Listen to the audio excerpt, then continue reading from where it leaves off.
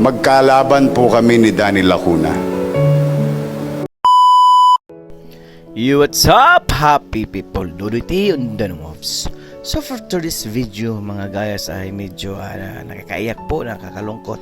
Dahil nga po si Yormes ko po ay nagsalita po sa burol po ni dating Vice Mayor Danny Lacuna, no, na busing po ni Yormes ko sa father sa kanyang buhay, father sa politika. At dito nyo po malalaman kung ano po ang ugnayan nila. Hindi pala basta-basta yung ugnayan po ni Yormes ko at kay Vice Mayor Danny Lacuna. So para maintindihan po natin ang lahat, so without a further ado, stay tuned. Let's begin. Ay kwento lang sa inyo saglit. No? Magkalaban po kami ni Danny Lacuna. Just so you know. I'm in the administration. Danny Lacuna won under opposition. So we were in huge number. No? And the opposition was like, ayos lang yung numero. Out of 38, we have a very good number as administration members of the city council. And we were taught, no, by some, na wala yan, si Danny Lacuna, easy go lucky lang yan, kaya nyo yan kainin sa sesyon.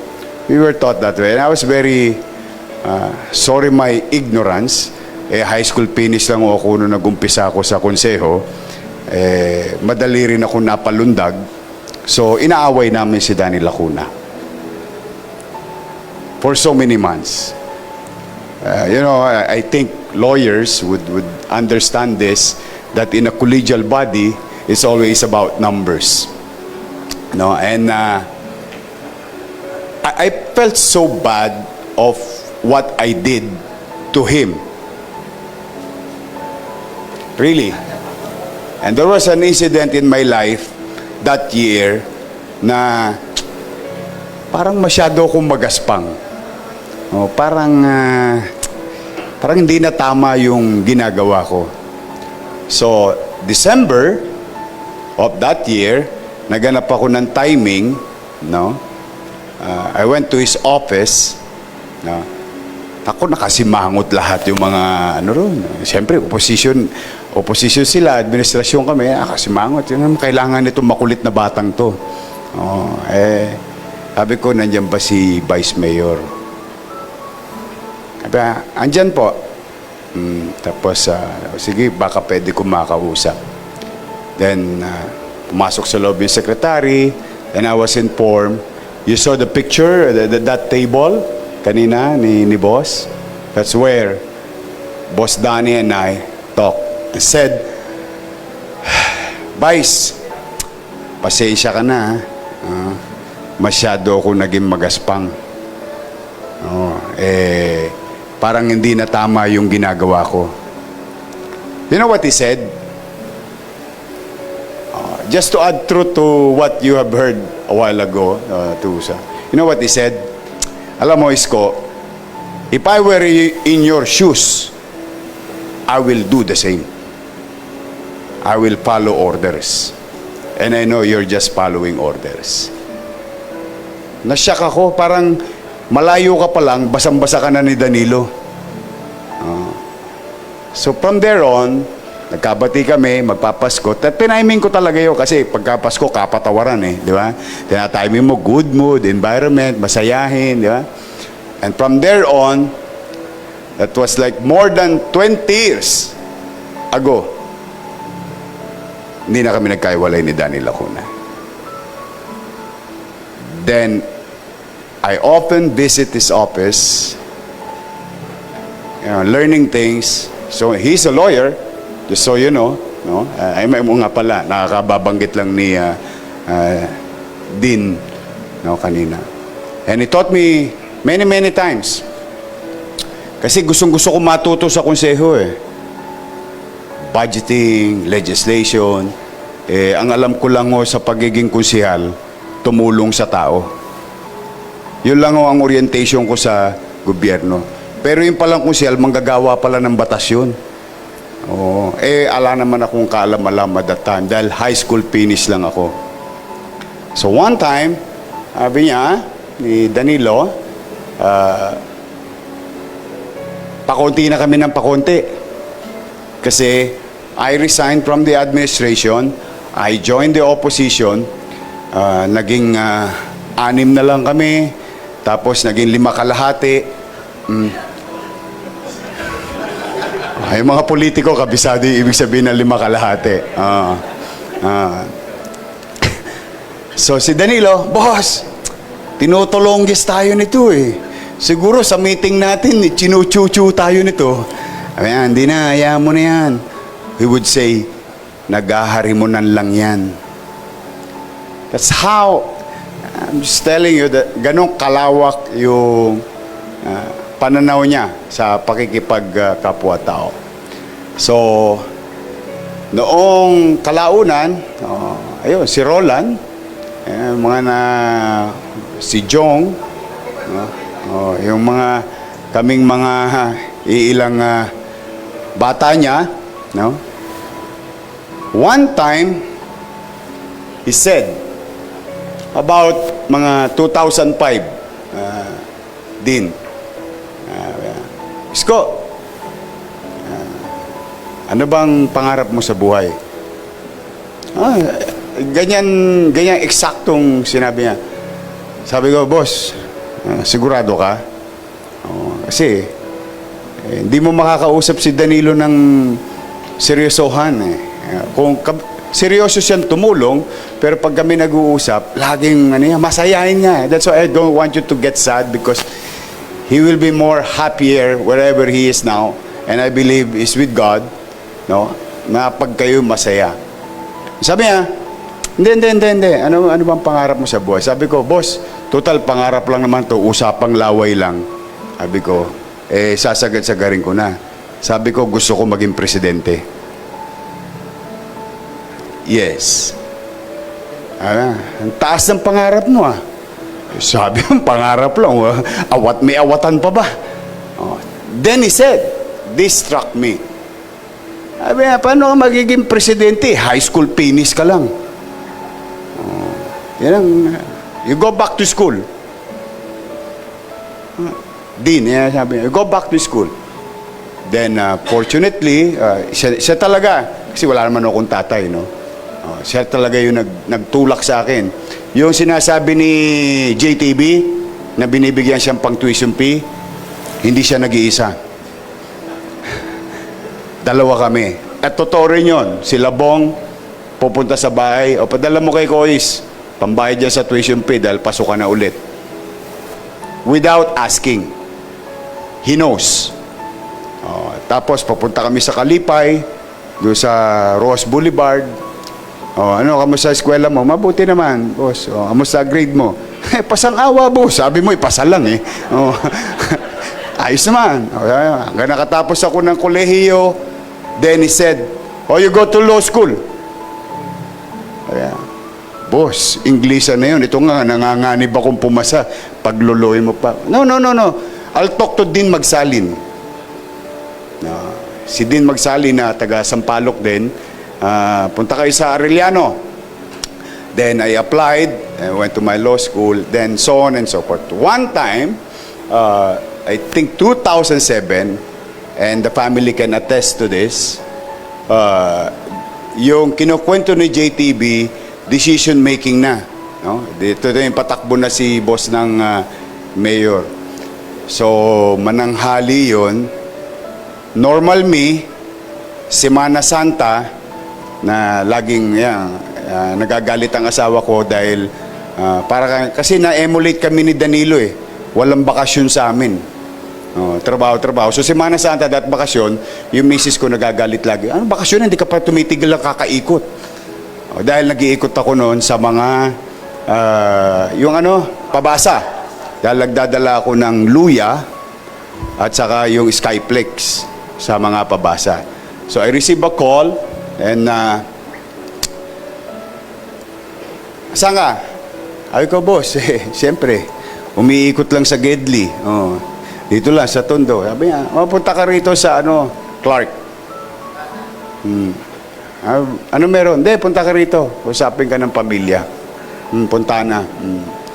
Then, I was planning at that time to run for Congress.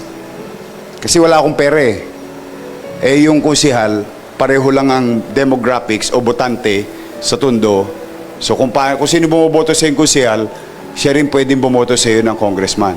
Kaya sa Tosgas, hindi kailangan masyadong malaki. Totoo po yun. Ang puhunan namin Larolan, laway. Nanguusog lang ho kami ng tao. Oh, dahil talagang alaws kami. So, I went to Fontana, not knowing kung ano yung sabihin niya. Then he said, pare, type ka ng pamilya. Ikaw na ang tatakbong vice mayor. Sabi ko, ha? Boss, wala akong pera. Baka maging pabigat lang ako sa iyo. Tanggapin na natin yung offer. Masaya na ako sa Tondo. Sabi, hindi. Wala kang pera. Dalawa na tayo walang pera. Ganon kasimple. Walang kipit balik. Wala. Pikit mata. Eh kami, nila Roland, nila JTB, good soldier kami. We never ask why. We've learned it from him. You never ask why. Just follow. Believe in the leadership. If you believe in the leadership. So, say yes. Yes, boss. Pag sakay ko ng Chikot, uwi, Joel, konsyal na, natapos din ang term ni Joel. Joel, cancelin nyo na yung pangarap nyo maging congressman. Ha? Bakit? Takbo tayong vice mayor. Ha? Malaki yung Maynila, wala tayong pera. Because it may cost ang election. But, you know, why am I telling all, even my friends and pati mga, because gusto ko sa mga kasama namin ngayon, now it is our job to immortalize Danny Lacuna. Kasi hindi siya nabigyan ng pagkakataon na alam nating magiging mabuti siyang ama ng lungsod ng Maynila. At yung kabutihan niya, isinalin niya sa atin. Paano magbalasakit sa tao, paano unahin ng tao. Kaya hindi niya napansin yung partidong itinatag niya, hindi Asenso Manila, Asenso Manileño. It speaks of the people. So we were trained, guided properly, Vice Mayor Danny Lacuna, to care for our people. Tao muna. Totoo yun. Ikaw ang una kay Danny Lacuna. And the same sign that we innovate, which is God first. At yun, nagsimula kami sa 5 kalahati. Then the next election, out of 36, we were 21. The next election, out of 36, we were 27, plus the Liga, and so on and so forth. And today, we wanted to give honor and credit to Danny Lacuna, because first time in the history of Manila, a very young party, more than just a decade, created by Danny Lacuna, lahat halos ay Asenso Manileño.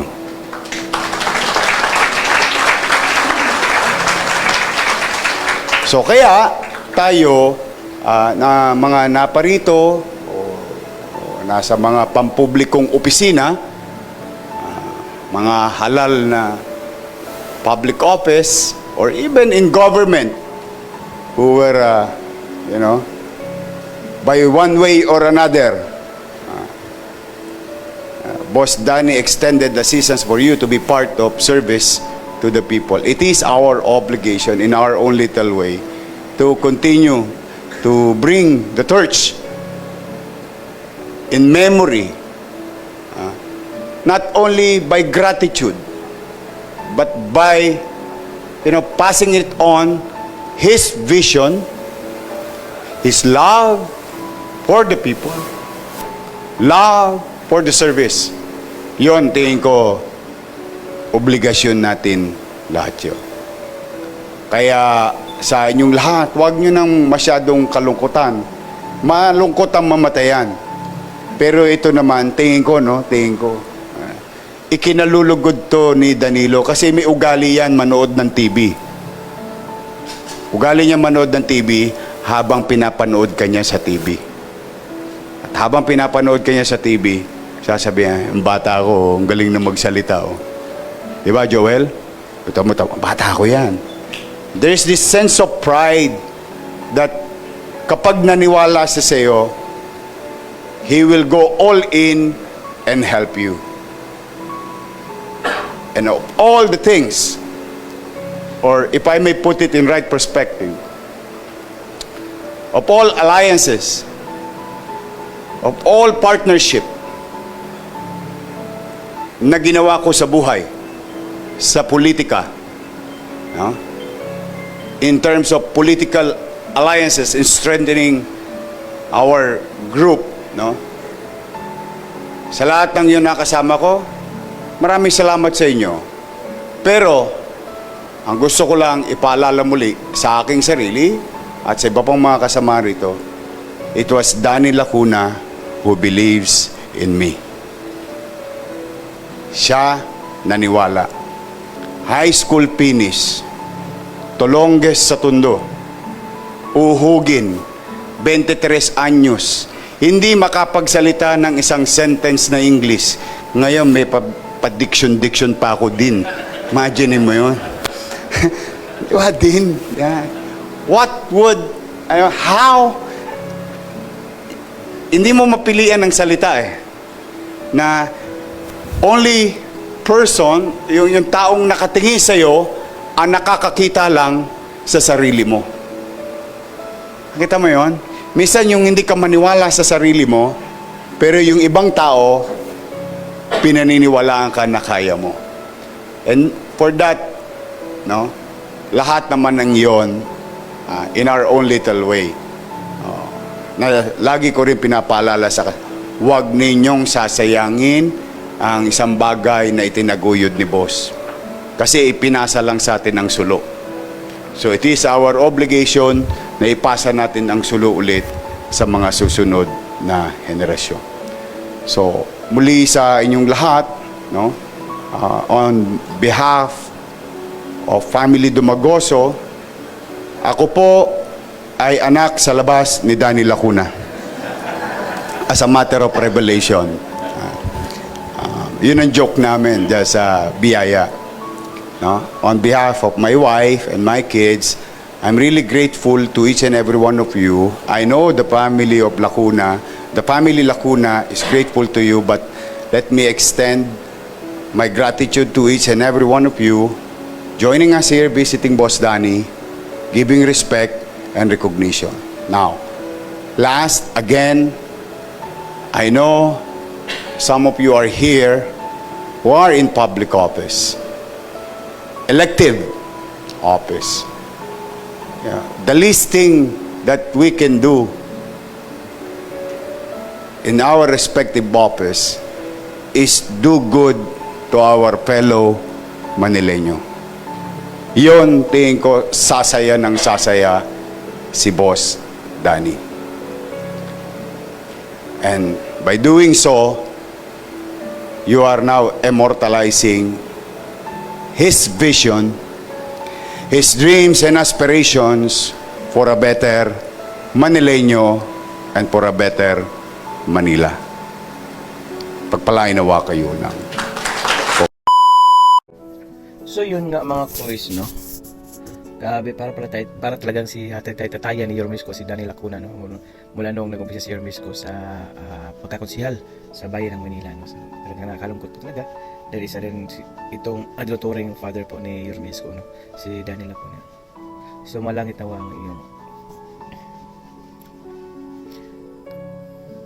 Sir Danny Lacuna, sumalangit yawa. To Sir Danny Lacuna, Sir, sumalangit nawa ang iyong kaluluwa. At condolences to the family Lacuna. No? So kaya kung bago naman po kayo sa aking YouTube channel, please follow, like, and share. At ulit po tayong susuportahan natin si Yorme Isko. Hanggang sa dulo mga koys, ha? Hanggang sa dulo, tatandaan niyo yan. Isa rin pala nagtatag ng God first si former Vice Mayor Danny Lacuna na pumanaw na. God first.